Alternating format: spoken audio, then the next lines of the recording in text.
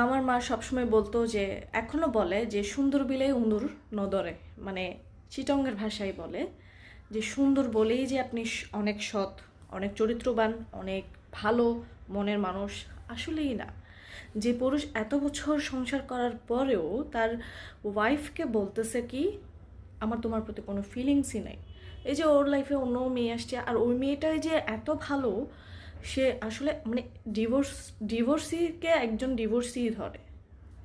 ওর লাইফটাও নষ্ট, মেয়েটার লাইফ আরেকটা মানুষের, আরেকটা পরিবারের লাইফ নষ্ট করতে চলে আসছে। মানে মেয়েরা এত, কি বলবো, ছেলেদের কথা তো বাদই দিলাম।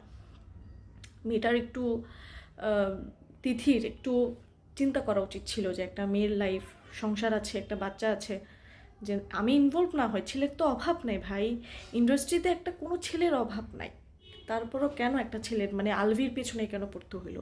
আর একটা কথা হচ্ছে, আলভি কেন তোমার তোমার এত সুন্দর বউ থাকতে, এত স্টাবলিশ, এত সুন্দরী, এত গুছানো, ছেলেকে এত দেখতে পারে। আমি অনেক ভিডিও দেখছি, ছেলেকে এত ভালো করে খাওয়াচ্ছে, পড়াচ্ছে, সারাটা মানে সারা টিকটকে ওর ছেলেকে নিয়ে করা, ওর হাজবেন্ডকে নিয়ে করা। এই যে কিছুদিন আগে বার্থডে গেলো আলভির, উইশ করলো কত সুন্দর করে ওর ওয়াইফ। তো এটা কয়জন করে আসলে, মানে কে কয়টা পাইবো এরকম, এরকম কে পাইবো? পাই না।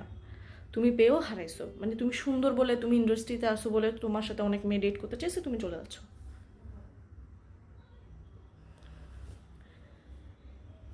মারাটা খাও এখন, আর কিছু বলা নেই। মানে আমি এগুলা দেখতে দেখতে ফেসবুকে, টিকটকে আমি শকড আসলে। মানে আমি কি বলবো, শকড। আর কিচ্ছু বলার নেই এগুলাকে। মানে সে কমেন্ট বক্স অফ করে দিছে, তার পোস্ট ডিলিট করে দিছে। বা মানে প্ল্যানিং, সে আবার নেপালে, সে 3 দিন হয়ে গেছে, তার ওয়াইফ মারা গেছে, 2-3 দিন হয়ে গেছে, সে আসতে পারতেছে না। অথচ নেপাল থেকে এখানে আসতে এত এত মানে এত সময় লাগে না। সে ইচ্ছা করেই আসে নাই। না আসাটা কোনো ব্যাপার না। মানে এত বছর ধরে 2009-10 থেকে তুমি ওকে ভালোবাসছো, ওকে তুমি কেয়ার করছো, বিয়ে করছো। যে মেয়েটা তোমার কি শূন্য হাতে তোমার হাত ধরছে, তোমার কিছু ছিল না, ওই মেয়েটা ধরছে তোমার হাত। তোমার এটা মাথায় রাখা উচিত ছিল যে আমি এতটুকু পর্যায়ে কেন আসছি, কিভাবে আসছি, একটা মেয়ের কারণে আসছি। স্বস্তিটা হচ্ছে অনেক বড় একটা বিষয় ভাই। সেটা ছেলে হোক মেয়ে হোক, আমি সবার ক্ষেত্রে বলতেছি, মানসিক শান্তি, মানসিক স্বস্তিটা সবাই পায় না। তোমার কাছে টাকা আছে তাই বলে যে তুমি শান্তিতে আসো? নেভার। তুমি অসুখে থাকতে পারো, তোমার মেন্টাল হেলথ ভালো নাও থাকতে পারে, তোমার কাছে অনেক টাকা, টিকটকে এমন অনেক দেখি, ফেসবুকেও দেখি, তোমার অনেক টাকা কিন্তু তোমার হাজব্যান্ড ভালো না, কিংবা তোমার হাজব্যান্ডের অনেক টাকা কিন্তু তোমাকে সময় দেয় না। মানে একটা না একটা প্রবলেম থাকে, কেন প্রবলেম